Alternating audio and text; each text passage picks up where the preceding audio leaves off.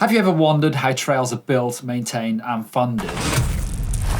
This is Bristol. It's a city in the southwest of England, home to 460,000 people, and just a couple of miles outside of the city centre is Ashton Court. A public set of mountain bike trails. But have you ever spent much time thinking about how these trails appear? Who organises it? Who designs it? Where does the money come from, and who actually builds these trails? So today we're going to meet some pretty dedicated individuals who are here on a really horrible winter day to make these trails.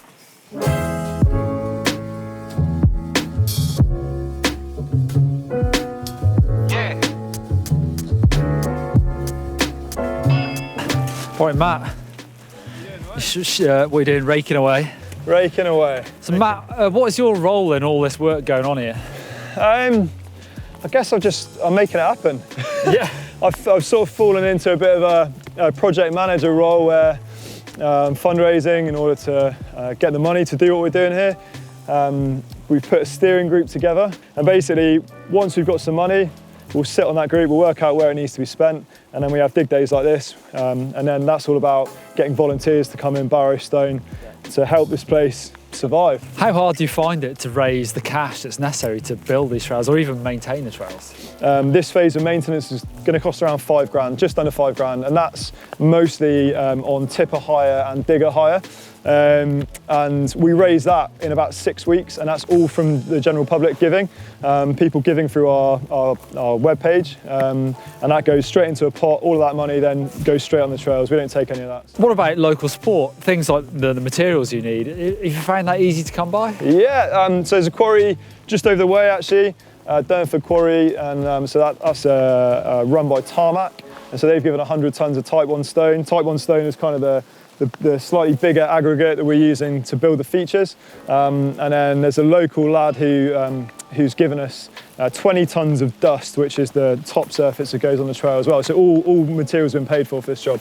And we're really close to like a really big urban centre, so potentially there's lots of people come and use it. So it's got to be designed and built to withstand a lot of riders. That must take actually quite a bit of thought to actually how you position the trails, like where the corners go, the materials you use as well, I suppose. Yeah, so I mean, we're really lucky to be working with Architrail, who, I mean, that's their job, and so they know that stuff. They built this trail initially, and so we'll continue to kind of ask them for their guidance around that stuff. So the methods that we use to build trails essentially are taught from Architrail, but what we're doing here is cutting out their labour time, which essentially makes things cheaper. So yeah. Go in, come on, go in. Stick it over there, stop there, mate. Go on, mate, it's going on the end here.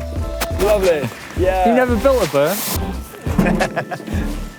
So as Matt said, there's fees involved with building these trails, there's volunteers involved with materials, but also there's some professionals, and this is Architrail.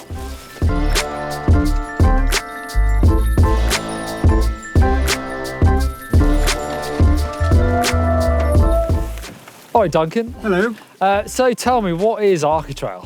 Architrail, well, we're a Bristol-based company that design and build mountain bike trails. We do it all over the country and internationally as well. So luckily this week we're in Ashton Court in Bristol, which is our local trails, which is great to help out and do some work on the local trails that we get to ride all the time as well. I was going to say, I know your background of course, but for our viewers who may not, you're a professional racer, or used to race a lot at least. That's it, yeah. So this is passion as well as business, I suppose. It is, yeah. I mean, what's not to love? I get to go and build some mountain bike trails in the woods, and I get to go and enjoy them afterwards. So, what about you've got volunteer group helping you today? Is that a normal thing, or is that, you know, unusual? No, that's pretty unusual. Okay. It's great to see sort of the local community giving back to trails. Really, we spend a lot of time working all over the country, just putting mountain bike trails in, and we don't get to see the local community. So it's great to have them come and help.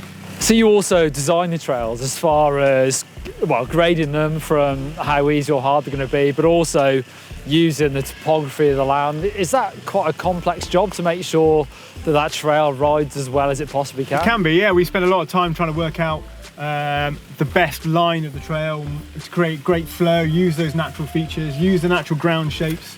It can be a really satisfying job, especially when the trail all comes together at the end. As someone like this, you'd probably expect it to be ridden a lot as well, so that must influence the way you build the trail as well. Of course, yeah. So like this kind of trail here is built with loads of stone and imported materials because it gets so much use. So I think they've had like when it first opened, they had sort of 900 passes in a day up here before, so you can't really build a trail with natural ground conditions when you get so many riders a day, being so close to Bristol city centre. And of course, people ride all year round in these conditions. It is supposed to be an all-weather trail. Yep, that's it. It's supposed to be all-weather trail, so guys can come and ride in the pouring rain like it is today, and you know, go home and they've hardly even got a muddy bike, so and they get a good experience about mountain biking. So it's great.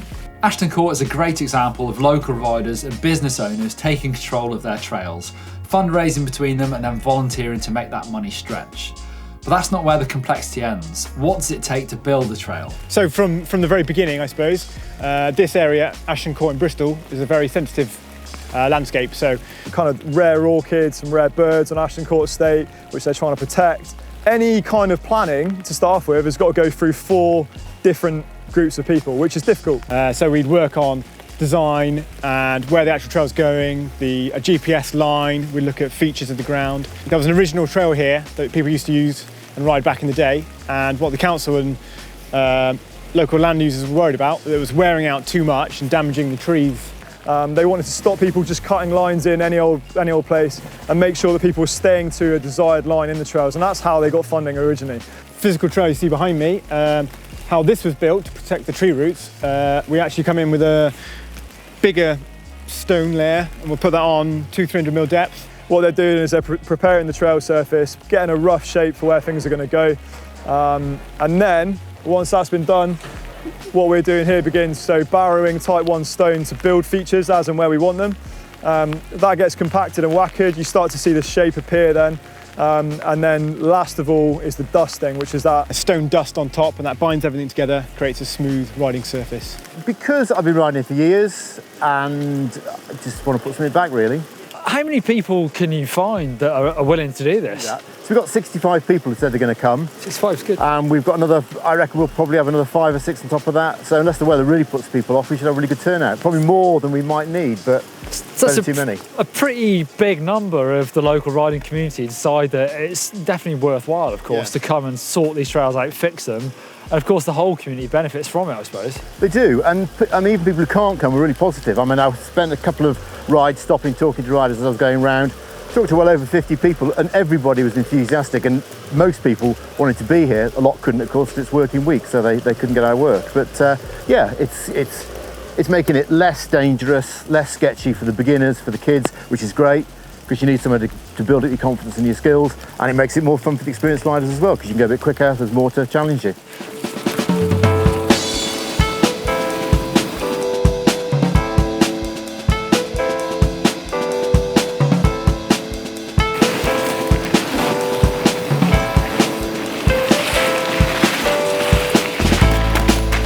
We're no longer asleep, and we will mend our broken dreams, 'cause we found our way to move on to a better place.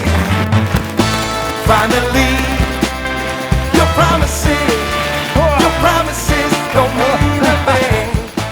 Man, it's so much more different, it's so much more fun. You've got flow in the trail, you've got rollers where there's supposed to be rollers, you can gain speed off these rollers into turns, and it's all riders can ride this. There's no crazy gaps or drops or anything. So right from a beginner or up to an expert can have fun on this trail.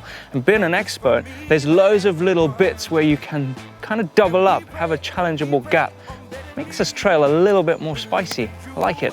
Well done to all the crew that's been involved in revamping this trail and all the ongoing work. Now, I'm sure a lot of you who watch this video are already involved in your local trails on helping them work out, do all the work to get those trails revamped. But if you're not, hopefully this has inspired you to get involved, ask some questions, donate your time, donate your money, dig your shovel out and help build those trails. Come on, I think we should keep riding. I think we should bed this trail in a lot more. That's our part of the job, That is a part of the job. Yep. If you want to see a cheap bike challenge, click over here. If you want to see how to build a small beginner jump, click over here. Hit a thumbs up and the subscribe button. See ya.